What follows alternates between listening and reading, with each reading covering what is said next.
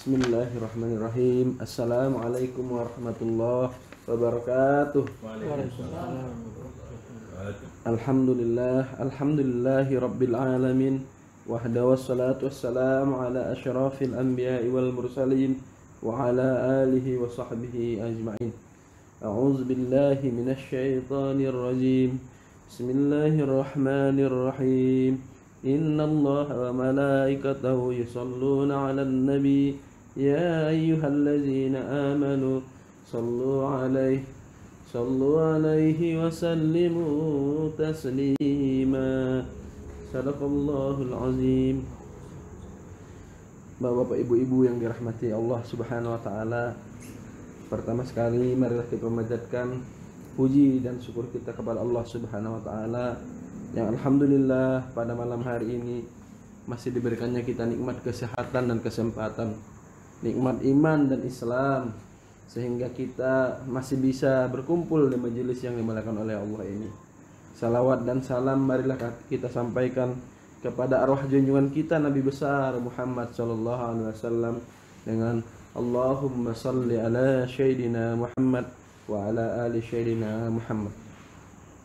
Bapak-bapak, ibu-ibu, saudara-saudaraku yang dirahmati Allah Subhanahu wa taala, adapun makna tadi yang telah dibacakan oleh Tuan Sandi tentang Al-Hikam adalah yaitu kita harus menjaga adab kepada Allah. Yaitu di situ diceritakan bagaimana jika Allah memberikan janji kepada kita, baik itu lewat mimpi ataupun ilham, terus janji itu belum terpenuhi, kita tidak boleh berprasangka buruk kepada Allah, tapi kita selalu berprasangka baik, selalu berpikiran positif.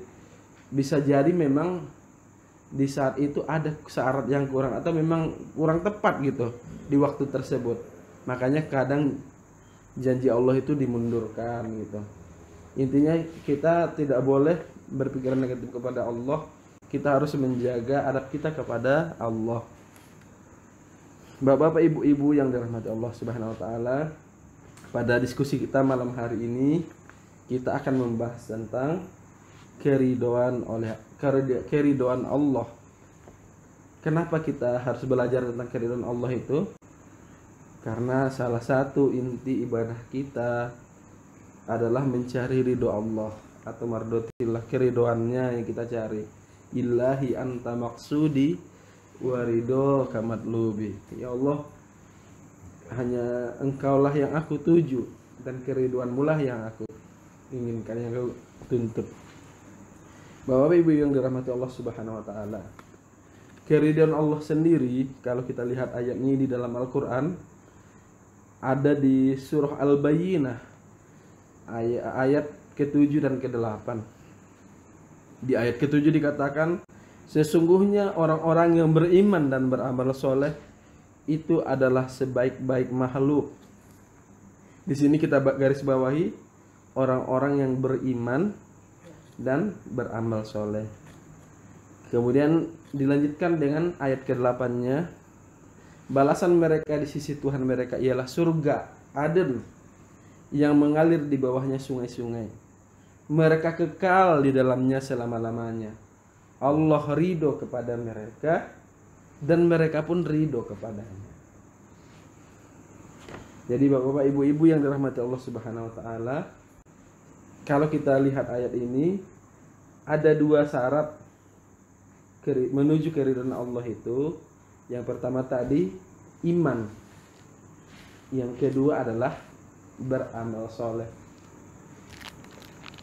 Tapi iman yang seperti apa Bapak Ibu?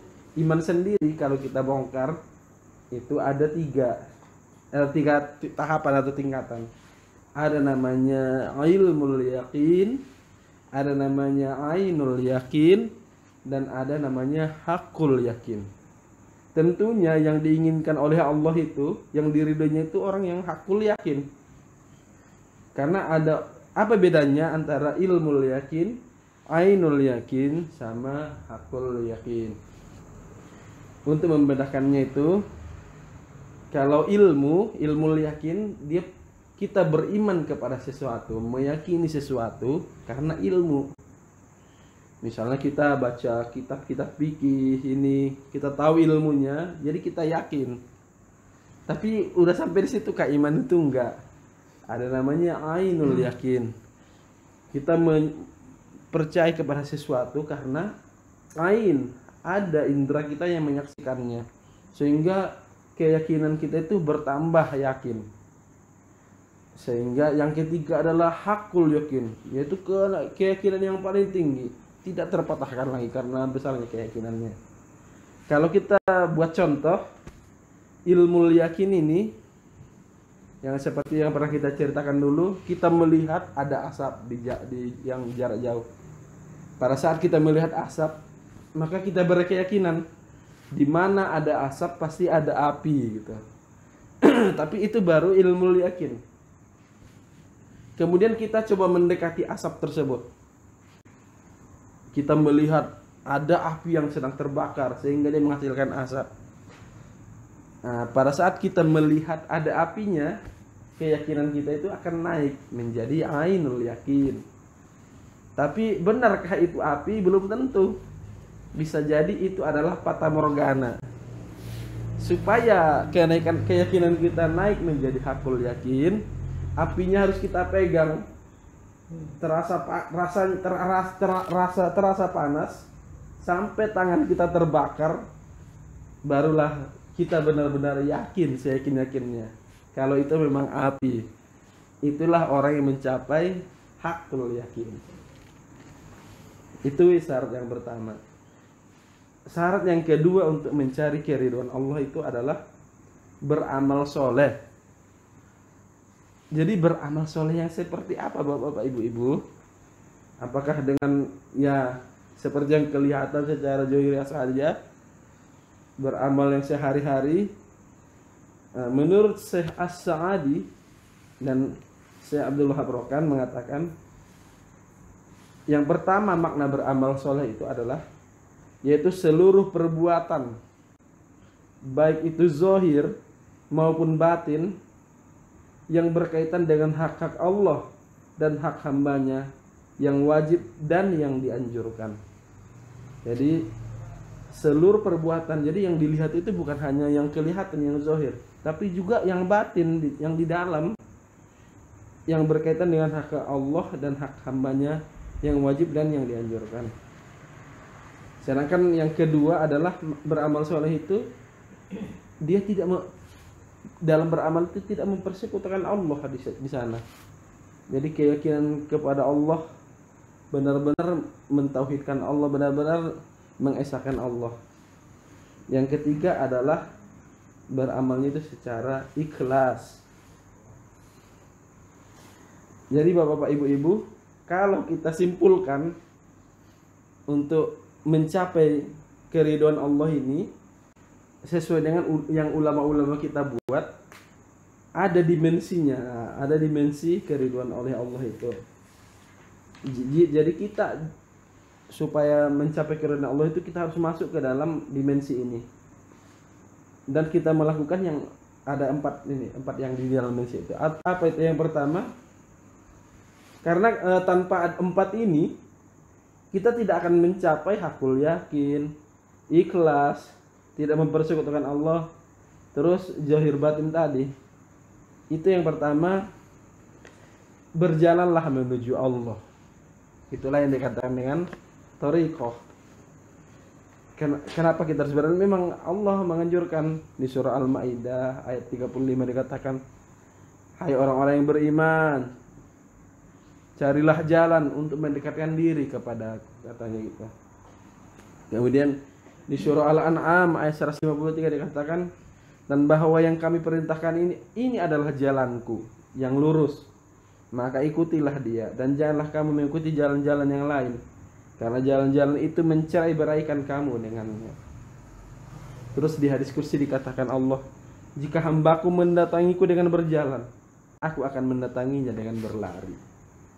Itulah yang pertama tadi, yaitu kita harus supaya dalam dimensi keridhaan Allah, kita harus terus berjalan menuju Allah, yaitu menempuh jalan tarekatullah. Yang kedua adalah kita harus mengenal Allah. atau bermakrifat kepada Allah. Kenapa? Ya itu memang sesuai dengan hadis kursi. Apa kata Allah? Aku adalah khazanah yang tersembunyi. Aku rindu untuk dikenal. Aku ciptakan makhluk agar mereka mengenalku gitu. Kemudian di hadis kursi yang lain dikatakan, man arafa nafsahu faqad arafa rabbahu. Siapa yang mengenal dirinya, maka dia akan mengenal Tuhannya. Siapa yang mengenal Tuhannya, maka binasalah dia. Siapa yang sudah binasa, maka nyatalah jat Tuhan. Itulah yang kedua, supaya kita selalu dalam dimensi keridhaan Allah. Yang ketiga adalah supaya Allah ridho kepada kita, diawali dengan kita duluan yang ridho dengan semua takdir yang diberikan oleh Allah. Jadi Allah memberikan kepada kita, baik itu kelihatannya oleh mata kita itu negatif, ya kita harus bisa menerimanya. Kita dapat takdir yang positif, ya alhamdulillah kita syukurin. Negatif juga kita bersabar, karena semuanya berasal dari Allah. Nah, kita belajar ridho, menerima apapun yang menjadi takdir oleh Allah.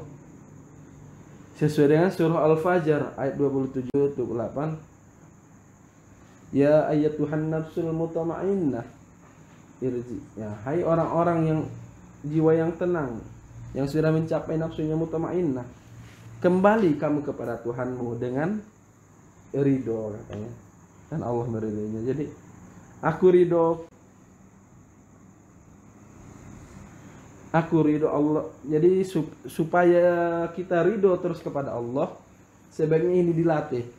Kalau bisa setiap habis sholat kita membaca raditu billahi rabba wa bil islami dina wa bi Muhammadin nabiyya wa rasula. Jadi kalau bisa dibaca 3 kali, karena ini seperti pengakuan. Raditu billahi rabba wa bil islami dina wa bi Muhammadin sallallahu alaihi wasallam nabiyya wa rasula. Tiap hari 3 kali biasa, supaya dalam diri kita sama jiwa batin kita pun belajar ridho kepada semua takdir oleh Allah. Yang terakhir, yang keempat adalah supaya kita berada dalam keridhaan Allah, yaitu cinta kepada Allah. Nah, itu udah dalam konteks syariat, perbuatan zahir dan batin.